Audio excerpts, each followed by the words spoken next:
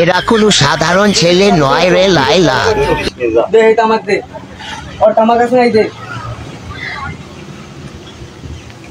বিড়ি দে, তামাকটাকে বাজার দাম ওর মোর রাত্রি খারাই রয়েছে, মুই যদি 300 টাকা রাত্রি নামার তারি এখন মামুনের তামাক দে, ওর তামাক দে, ওর দে আছে এই দে, তো তামাক আনিয়ে দে।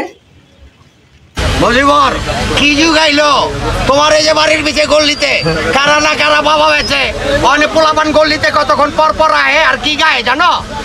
আবার আইলাম আবার আইলাম 250 দিয়া খাইলাম, চম্পা চাইলাম, কুত্তা খাইলাম, আবার আইলাম দাঁত করে না খাই।